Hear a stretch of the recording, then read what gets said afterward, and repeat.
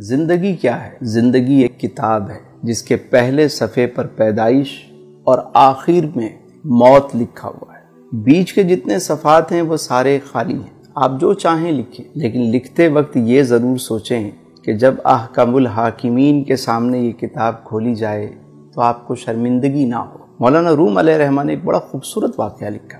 آپ فرماتے ہیں کہ ایک شخص کو ایک قیمتی ہیرا ملا، انمول ہیرا۔ وہ اسے لے کر جوہری کے پاس گیا اور کہا اس کی قیمت کیا ہوگی؟ تو جوہری نے اسے دیکھا تو کہا کہ میں اپنی پوری دکان بھی دے دوں تو اس کی قیمت ادا نہیں ہو سکتی، اس پورے سرافہ بازار میں کوئی بھی اس کی قیمت نہیں دے سکتا۔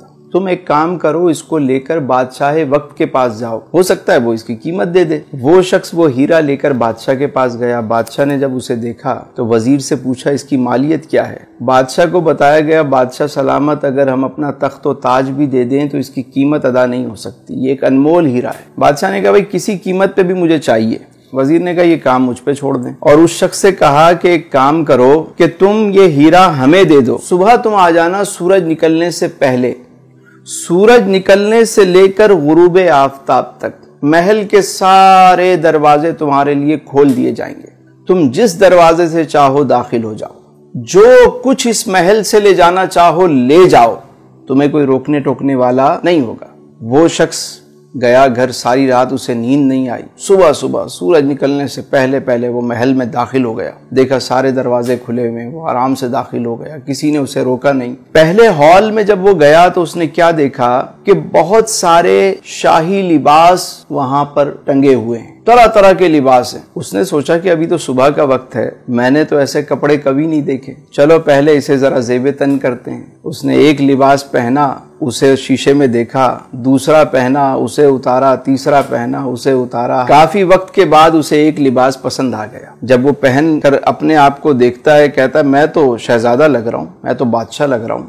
اب وہ آگے چلا، آگے جب گیا تو وزیر موصوف نے کیا کیا، دوسرے ہال میں طرح طرح کے شاہی کھانے چنے ہوئے، دسترخوان لگا ہوا ہے اور تازہ کھانے پکا کے رکھے گئے ہیں، خوشبو آ رہی ہے۔ اب یہ شخص پوری رات کا جاگا ہوا، بھوک سے اس کا برا حال تھا۔ اس نے جب ایسے کھانے دیکھے تو اس کی بھوک اور بڑھ گئی، ایک کھانے پہ ٹوٹ پڑا، کبھی اسے کھا رہا ہے، کبھی اسے کھا رہا ہے، کبھی اسے۔ جب اس نے سیر ہو کر کھایا، شکم سیری ہو گئی، تو پھر یہ آگے چلا۔ اگلے ہال میں کیا منظر دیکھتا ہے کہ وہاں شاہی بستر لگا ہوا ہے، کنیزیں جو ہیں وہ پنکھے لے کر کھڑی ہوئی۔ اس نے سوچا کہ ابھی تو صبح کا وقت ہے، ابھی تو بہت وقت پڑا ہوا ہے، کیوں نہ میں تھوڑی دیر آرام کر لوں۔ یہ شاہی بستر پر لیٹتا ہے، کنیزیں پنکھا جھلتی ہیں، اور یہ جو پوری رات کا جاگا ہوا، پیٹ بھر کے کھانا کھایا ہوا، اب جب یہ سویا تو اللہ طول اچانک اس کی آنکھ کھلی تو دیکھا کہ دربان اس کو اٹھا رہے ہیں۔ جیسے ہی اس کی آنکھ کھلی انہوں نے کہا بھائی وقت ختم ہو گیا، سورج غروب ہو گیا، چلو اب یہاں سے بھاگو۔ یہ شخص فوراً اٹھ کر سامان اٹھانے لگ گیا، کبھی یہ اٹھا رہا ہے، کبھی وہ اٹھا رہا ہے۔ انہوں نے کہا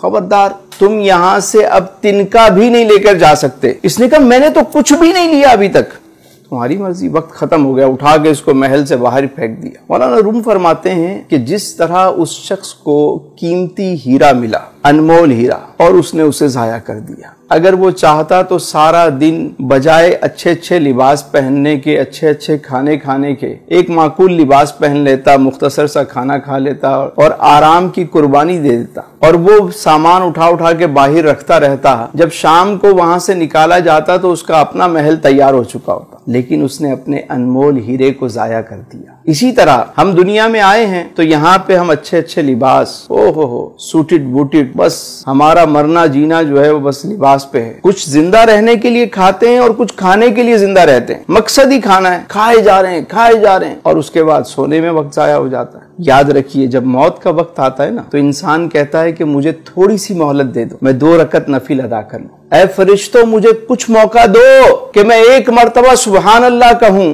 1 مرتبہ الحمدللہ کہہ لوں، ارے 1 مرتبہ اللہ اکبر کہہ لوں، تھوڑا سا تو موقع دو، میں کچھ صدقہ و خیرات کر دوں۔